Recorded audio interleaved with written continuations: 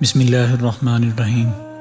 السلام علیکم دوستو میں ہوں احمد عثمان اور آپ دیکھ رہے ہیں Saadi voice YouTube channel. Saadi voice YouTube channel پہ آنے والوں کو خوش آمدید۔ دوستو آج ہم بات کریں گے حلال رزق اور حضرت امام احمد بن حنبل رحمۃ اللہ علیہ کا ایک واقعہ۔ قاری طیب صاحب رحمۃ اللہ علیہ نے ایک واقعہ سنایا کہ ایک مرتبہ حضرت امام شافعی نے حضرت امام احمد کو خط لکھا کہ بہت عرصہ ہوا آپ تشریف نہیں لائے، آپ سے ملاقات کو جی چاہتا ہے۔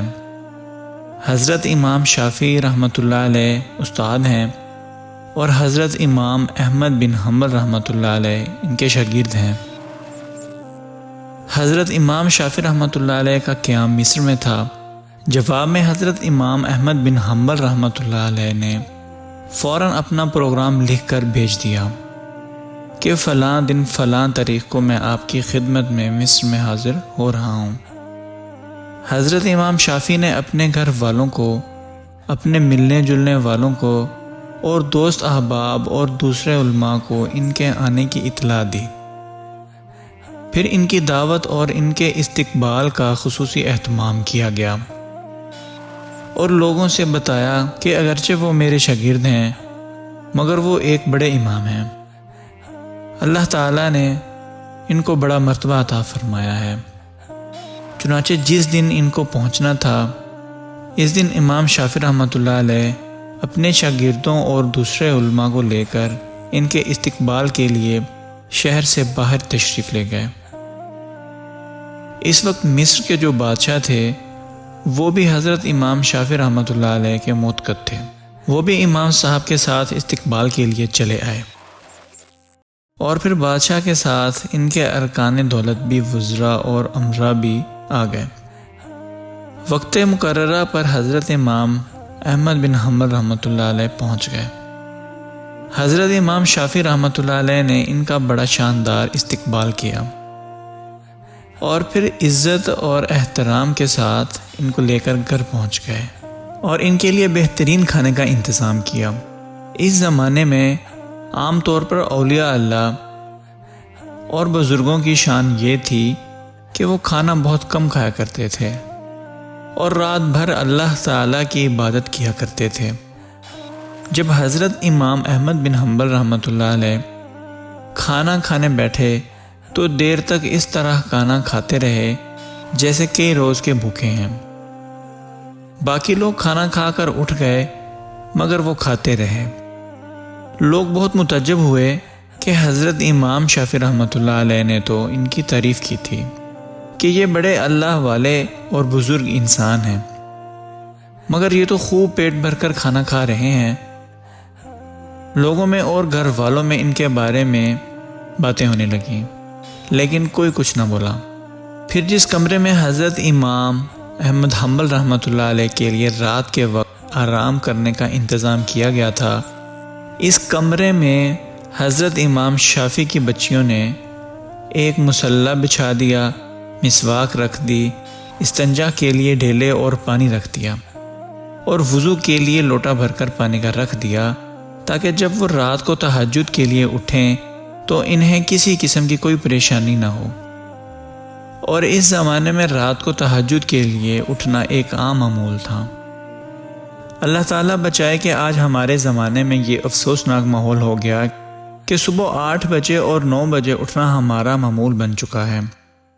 اس زمانے میں تو عام لوگ بھی تہجد کی نماز پڑھا کرتے تھے اور قائم اللیل ہوا کرتے تھے، اور جو علماء اور صلحاء تھے وہ تو رات کے وقت عبادت کیا ہی کرتے تھے۔ اللہ تعالی ہم سب کو بھی تہجد پڑھنے کی توفیق عطا فرمائے، آمین۔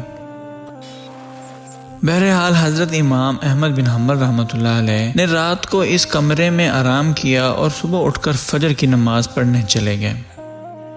جیسے ہی وہ نماز کے لیے نکلے تو حضرت امام شافعی کی بچیاں اس کمرے میں آ گئیں تو وہاں دیکھا کہ پانی کا لوٹا ویسے کا ویسا پانی سے بھرا ہوا ہے، نہ مسواک استعمال ہوئی، نہ ڈھیلے استعمال ہوئے اور نہ وضو کے لیے پانی استعمال ہوا، سب کچھ جیسا تھا ویسا ہی رکھا ہوا ہے۔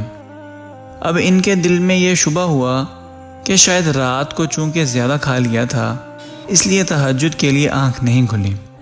جب فجر کی نماز پڑھ کر حضرت امام احمد بن حنبل رحمۃ اللہ علیہ تشریف لائے تو گھر والوں نے حضرت امام شافعی سے کہا کہ آپ نے فرمایا تھا کہ وہ تو بہت بڑے اللہ والے ہیں اور بہت بڑے بزرگ ہیں، مگر رات کو انہیں کھانا بھی خوب کھایا، اور رات کو ہم نے ان کے وضو اور استنجا کے لیے پانی اور ڈھیلے رکھے تھے، وہ بھی استعمال نہیں ہوئے۔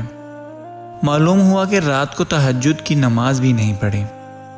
اب حضرت امام شافعی رحمۃ اللہ علیہ کو بھی تشویش ہوئی، لہٰذا انہوں نے حضرت امام احمد بن حنبل کو بلایا اور تنہائی میں لے جا کر ان سے پوچھا کہ اس طرح کی باتیں سننے میں آ رہی ہیں کہ آپ نے کھانا بھی غیر معمولی طور پر کچھ زیادہ کھایا، اور جس کمرے میں آپ کے لیے سونے کا انتظام کیا گیا تھا اس کمرے میں آخری شب میں استعمال کے لیے جو چیزیں رکھی گئی تھی وہ بھی استعمال میں نہیں آئیں۔ کیا بات ہوئی؟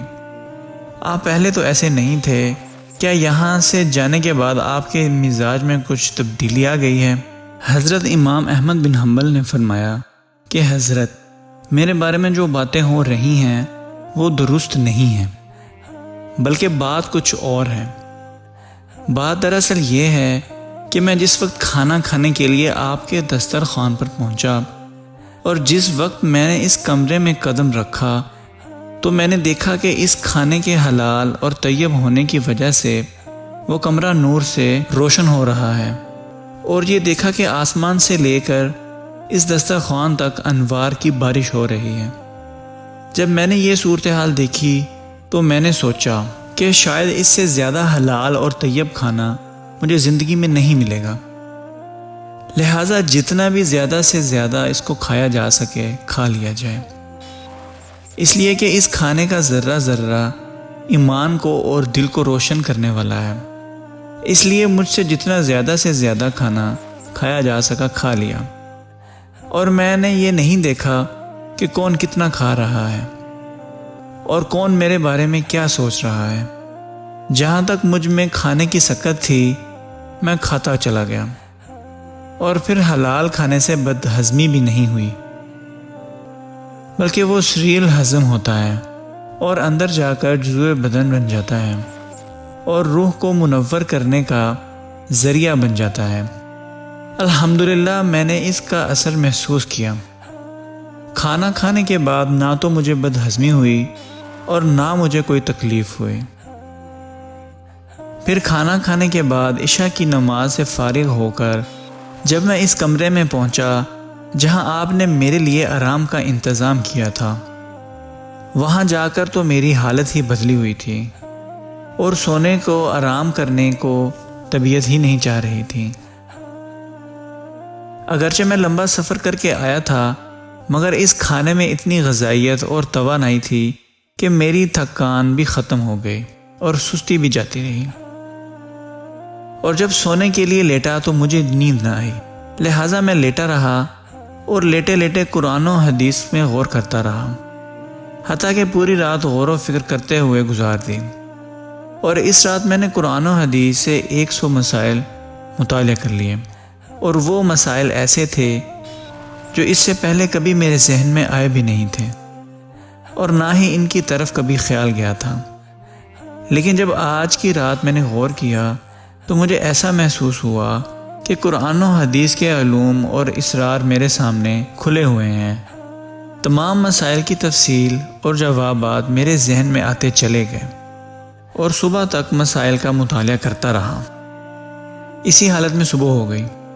یہ سب آپ کے کھانے کا اثر تھا جو رات بھر میں نے محسوس کیا، اس لیے تہجد کے وقت نہ تو لوٹا استعمال کرنے کی ضرورت پیش آئی اور نہ مسواک کی ضرورت پیش آئی، اور وہی عشاء کا وضو میرے لیے فجر میں کام آیا۔ یہ سن کر حضرت امام شافعی رحمۃ اللہ علیہ نے اپنے گھر والوں کو حقیقت حال بتائی، اور جو لوگ ان کے بارے میں غلط قسم کی باتیں کر رہے تھے ان سے کہا کہ تم نے ان کی شان میں گستاخی کی ہے، لہٰذا ان سے معافی مانگو، ان کا تو یہ حال ہے۔ بحوالہ خطبات حکیم الاسلام۔ دوستو، اس واقعے سے ہمیں حاصل ہے واقعی ہمارے اندر جو دین کا جذبہ نہیں ہے اور دین کی طرف میلان نہیں ہے، جبکہ ہم جانتے ہیں کہ دین برحق ہے اور آخرت بھی برحق ہے اور ہمیں آخرت کی طرف متوجہ ہونا چاہیے، پھر بھی دل اس طرف نہیں آتا؟ اس کی وجہ یہ ہے کہ ہماری غذا میں مشتبہ غذا کا بڑا دخل ہے۔ اس لیے ہم حرام اور مشتبہ غذا سے بچنے کی کوشش کریں، خود بھی بچیں اور اپنے گھر والوں کو اور اپنے بچوں کو بھی حرام اور مشتبہ غذا سے بچائیں کہ کسی کے پیٹ میں حرام اور مشتبہ غذا نہ جانے پائے، ورنہ اس کے وبال سے نہ بچ سکیں گے۔ اللہ تعالی ہم سب کو حلال اور طیب روزی عطا فرمائے اور حرام غذا سے ہم سب کی حفاظت فرمائے، آمین۔ دوستو، آج کی ویڈیو میں بس اتنا ہی۔ اگر آج کی ہماری ویڈیو آپ کو اچھی لگے تو پلیز اسے شیئر کیجئے، لائک کیجئے اور ہمارے چینل کو سبسکرائب لازمی کیجئے۔ بہت شکریہ، جزاک اللہ۔